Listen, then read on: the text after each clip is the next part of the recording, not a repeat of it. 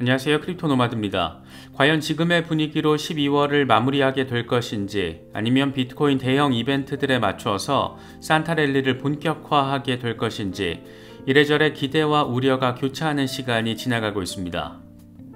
먼저 비트코인은 41,000달러 부근에서 지지 테스트를 이어가고 있습니다. 일시적으로 42,000달러를 돌파하는 모습도 보여줬지만 아직은 좀 더 다지기를 이어가는 분위기를 확인할 수가 있습니다. 이대로 반등 모멘텀을 만들다가 다시 44,000달러 돌파 테스트에 나서게 될지 아니면 정말 38,000달러 부근까지 한번 다녀올지 단기적으로는 최대 관전 포인트가 됐습니다. 지금 당장의 상황만 놓고 보면 흐름이 조금 아쉽고 또 답답하게 느껴질 수도 있겠지만 비트코인을 둘러싼 주변 분위기는 상당한 기대감을 안기고 있습니다. 핵심 테마는 단연 비트코인 현물 ETF 이슈인데 SEC는 블랙록과 피델리티 등 핵심 신청 기관들과 지속적으로 미팅을 이어가고 있습니다. 그런데 SEC 담당자 다수가 참여하면서 사실상 마지막 조율 과정이 아니냐 이런 정서를 강화시키고 있습니다. 특히 블랙록의 전략이 굉장히 재미있는데 블랙록이 비트코인 현물 ETF 상품 메커니즘을 수정해서 기존의 월스트리트 전통 은행들도 일정 부분 역할을 할 수 있게 여지를 만들려는 시도를 이어가고 있습니다. 역시 초대형 돈퀴시는 뭔가 다르긴 다르구나 그런 점도 느낄 수 있는 부분입니다. 비트코인이 조정 상황을 이어가는 와중에 알트코인들도 한 방씩 얻어맞고 있는데 그럼에도 일부 알트코인들은 어느 정도의 단단함을 보여주면서 여전히 알트 시즌에 대한 가능성과 기대감을 보여주고 있습니다. 요즘 여러 분석가들이 이야기하는 것들을 종합을 하면 이더리움과 카르다노 등 주요 메이저 알트들이 추가 반등 모멘텀을 보여줄 가능성에 대한 이야기들이 많습니다. 비트코인이 조정을 받으면서 자연스럽게 알트코인들의 순환 장세가 펼쳐질 것으로도 기대할 수 있는 부분인데 관심을 가지고 리서치를 할 만한 종목들 짚어보도록 하겠습니다. 리플 XRP와 관련해서도 재미있는 소식이 더해졌습니다. 이건 최근 일본 SBI와 사우디의 아람코가 파트너십을 맺은 것과 연결지어서 해석할 수 있는 내용인데 이번 SBI와 아람코의 파트너십을 통해서 석유 자원의 토큰화 결제를 생각해 볼 수 있다는 점, 그 기본 블록체인은 리플 레저가 될 수 있다는 점 함께 짚어봤었는데 사실 이미 리플은 태국의 주요 석유 가스 기업인 PTTEP와 이미 진작에 파트너십을 맺고 결제 지원을 해주고 있는 상태입니다. 이미 뭔가 짜여진 각본처럼 하나하나 연결되어 있는 것으로 느껴지는 것이 꼭 기분 탓만은 아닌 것 같습니다. 저희 채널에서는 멤버십 프로그램을 진행하고 있습니다. 멤버십 라이브, 멤버십 전용 채팅 공간 등을 통해서 투자 이야기, 사는 이야기를 나누면서 나름의 멘탈 케어 도구로 잘 구축되고 있습니다. 임원급 회원 이상으로 가입을 해주시면 라이브와 채팅 공간에 참여하실 수가 있습니다. 초기에는 친목, 멘탈 케어 공간으로서의 느낌이 강했었는데 지금은 서로 대응 전략 등을 공유하면서 실질적인 시너지를 내고 있는 상태입니다. 저 역시 전체 공개 영상에서 직접 언급드리지 못하는 내용들과 관점들 멤버십 라이브를 통해서는 공유를 하고 있는데 서로 의견을 더하면서 시너지를 내는 과정을 바라보면 집단 지성의 힘을 느끼게 될 때도 적지 않습니다. 아마도 초보자 분들은 실제 투자에 있어서 직접적인 도움을 받을 수 있지 않을까 생각이 되고 저희 채널의 운영에 있어서도 직접적인 도움이 됩니다. 관심 있는 분들의 많은 참여, 성원 부탁드리겠습니다. 그럼 이번 영상 시작하겠습니다. 과연 비트코인은 어디로 방향성을 세팅하게 될 것인가? 아마도 결정적인 계기는 연준의 FOMC 회의 결과가 될 가능성이 높습니다. 더 정확히는 금리 동결이 기정사실로 받아들여지는 가운데 내년 금리 전망과 관련해서 연준이 얼마나 매파적인 입장을 밝힐지에 따라서 시장의 방향성에 영향을 미치는 상황 충분히 생각해 볼 수가 있습니다. 지금 미국 연준의 고강도 긴축에도 불구하고 노동시장 여전히 견고함을 보여주고 있어서 추가적인 긴축에 대한 의지를 내보일 가능성도 존재합니다. 만약 내년 목표 금리가 9월 점도표를 통해서 제시됐던 5.1% 수준으로 유지가 될 경우에는 이건 상당히 매파적이라고 해석할 수가 있고 이건 그래서 시장의 하방 압력 요인이 될 수 있습니다. 제롬 파월 의장의 회견은 한국 시간으로 12월 14일 새벽 3시 반에 예정되어 있습니다. 아마도 비트코인은 연준의 금리 결정이 나올 때까지는 지금처럼 지지부진한 흐름을 보일 가능성이 상대적으로 높습니다. 변동성의 방향에 따라서 42,000달러를 돌파해낼 수도 있고 반대로 다시 4만 달러를 반납하면서 어느 정도의 추가 조정을 받을 가능성도 존재합니다. 의미 있는 이벤트를 앞두고 굉장히 모호한 구간에 자리하고 있다는 것을 느낄 수가 있습니다. 공포 탐욕 지수는 하루 전보다 2포인트 빠진 65를 기록하면서 탐욕 단계가 이어지고 있습니다. 비트코인 도미넌스는 여전히 53% 주변에서 자리하고 있는 그런 상황입니다. 현재 비트코인의 흐름과 관련해서 온체인 데이터 분석가 윌리 우는 비트코인이 상승 흐름을 이어가기 전에 39,000달러 구간에서 저항을 받으면서 방향성을 결정할 것이라고 전망했습니다. CME 비트코인 선물이 39,700달러에서 일정한 갭을 보이고 있는데 여러 투자자들은 비트코인 현물 가격이 이 같은 갭을 메우고 추세를 이어가는 경향이 있다고 생각하곤 한다. CME 갭은 강세 또는 약세 심리를 반영하는데 종종 거래량과 변동성 증가를 동반하며 수익을 노릴 수 있는 기회를 제공하기도 한다. 이렇게 설명했습니다. 익명의 분석가 맥스는 12월 비트코인의 플랜은 지금 구간에서 지지를 받는 것이라고 설명했습니다. 함께 공유한 4시간 차트를 보면 지금 구간에서 지지를 받고 44,300달러 저항 돌파 테스트를 진행한다라는 점 표시가 돼 있는데 이후에도 41,000달러 지지를 못 받아줄 경우에는 39,000달러까지 후퇴하며 장기 지지 라인을 리테스트할 가능성도 함께 표시가 돼 있습니다. 그만큼 최근 강력한 급등 이후에 역시 강력한 조정이 추가로 더 이어질 가능성이 존재하고 있다는 점 설명하고 있는 겁니다. 또 다른 분석가 젤레는 지금 단계에서는 단기적인 비트코인 흐름, 자신의 투자 스탠스에 전혀 영향을 미칠 게 없다라는 취지의 멘트를 제시하면서 스트롱 핸드다운 모습을 보였습니다. 이 양반은 비트코인이 7만 달러 아래에서 거래될 때는 변동성을 이용해서 보유량을 늘려야 한다. 이 게임의 이름은 인내심이다. 이렇게 설명을 했습니다. 암호화폐 분석가 마이클 반데포페는 현재 비트코인이 조정을 받으면서 알트코인들이 통합되고 있다라고 진단했습니다. 이건 FOMC 이전에 일반적으로 나타나는 패턴이고 앞으로 24시간 안에 반등이 일어나고 그 이후에도 지속될 것으로 예상한다.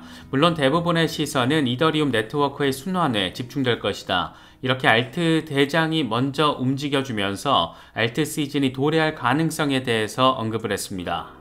사실 지금 단기적인 흐름을 보면 아쉽게 느껴지는 부분도 자리하고 있지만 비트코인 주변을 감싸고 있는 긍정적인 메타 여전히 강력합니다. 핵심 테마는 단연 비트코인 현물 ETF 이슈인데 이와 관련해서 블룸버그의 제임스 세이파트는 SEC가 블랙록, 그레이스케일, 프랭클린, 피델리티 등과 비트코인 현물 ETF 관련 미팅을 진행한 것으로 알려졌다. 이 자리에는 SEC의 트레이딩, 마케팅, 기업 금융부 등 관련 부서들의 담당자들이 모두 참석한 것으로 알려졌다. 이 부서에서는 심사 요청 신청서와 증권 신고서의 승인 여부와 그 시기를 결정짓는다. 특히 블랙록과 SEC의 세 번째 미팅에서는 프로덕트 책임자가 참석을 했고 나머지 참석자는 대부분 변호사였다라고 설명을 했습니다. 프로덕트 책임자가 직접 등판을 하고 변호인들이 때로 달라붙어 있었다라는 것은 지금 막바지 법률 검토 세부 작업을 진행하고 있다라는 것으로도 해석할 수 있는 부분이어서 정말 비트코인 현물 ETF 승인이 임박한 것인가? 블룸버그의 전망처럼 1월 10일 이전에 90%의 확률로 첫 번째 비트코인 현물 ETF가 승인되는 것, 그렇게 되는 거 아닐까? 이런 기대감이 여전히 시장 전반에 강력하게 깔려 있는 그런 상황입니다. 재미있는 것은 역시나 블랙록이 보여주는 모습들입니다. 블랙록이 추진하고 있는 비트코인 현물 ETF에 월스트리트의 전통 은행들이 나름의 역할을 할 수 있게 됐다라는 소식인데 블랙록은 ETF 생태계의 적격 참여자가 암호화폐가 아닌 현금으로 새로운 펀드 지분을 만들 수 있도록 ETF 메커니즘을 변경한 것으로 알려졌습니다.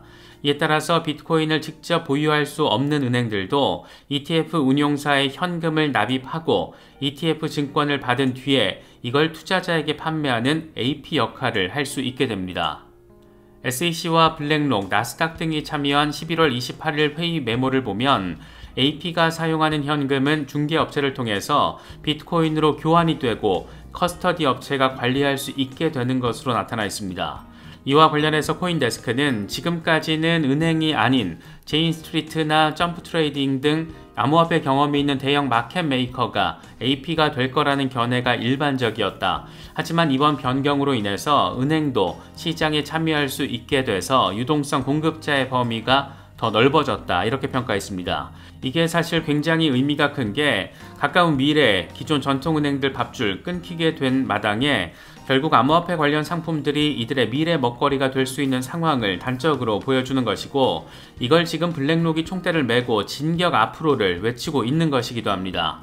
돈의 흐름, 세상의 흐름을 동시에 느낄 수 있는 부분이기도 한데, 정말 다행인 것은 우리는 지금 이런 트렌드 위에 제대로 올라타 있다라는 데 자리하고 있습니다. 스톡 투 플로우 모델을 창안한 분석가 플랜B는 이번 비트코인의 단기 하락으로 블랙록은 더 낮은 가격에 비트코인을 매수할 수 있어서 투자자들에게 감사해하고 있을 것이다. 아마 지금 블랙록이 43,000달러 아래에서 비트코인을 매수할 수 있는 마지막 기회일 수 있다, 이렇게 설명을 했습니다. 사실 블랙록의 비트코인 매집과 관련해서는 이야기들이 엇갈리고 있습니다. 플랜B처럼 지금 이미 적극적으로 매수하고 있는 상황을 강조하고 있는 경우도 있고, 블룸버그 애널리스트들의 경우에는 본격적인 매집은 ETF 승인 직후가 될 것이다, 이렇게 이야기를 하고 있습니다. 어쨌든 43,000달러 이하 매수가 바이 더 딥의 기회라고 이야기를 하는 것은 그래도 지금의 단기 조정 과정에서는 조금이나마 위안이 될 수 있는 부분이 아닐까 생각되기도 합니다. 비트코인이 숨고르기 양상을 보여주면서 주목받고 있는 것은 단연 이더리움입니다. 이더리움이 한방 강하게 움직여줘야 알트 시즌이 제대로 출발할 수 있기 때문인데, 물론 비트코인이 저항을 겪으면서 이더리움도 소폭 후퇴를 경험하고 있습니다. 현재 2200달러를 반납한 가운데 지금 수준에서 다시 2400달러 위로 올라서 주면 3000달러까지 내다볼 수가 있고, 20일 지수이동 평균인 2186달러 밑에서 종가 마감을 하면 50일 단순이동 평균이 자리한 2012달러까지도 조정을 받을 수 있습니다. 그럼에도 불구하고 이더리움에 대한 낙관적인 전망은 여전합니다.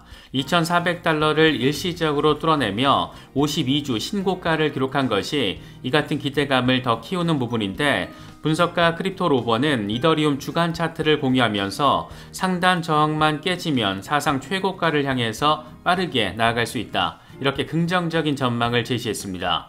함께 공유한 주간 차트를 보면 2500달러 부근의 저항을 일단 뚫어내면 3500달러까지 열려있고, 이후에는 새로운 올타임 하이도 차트적으로는 기대해볼 여지가 자리하고 있습니다.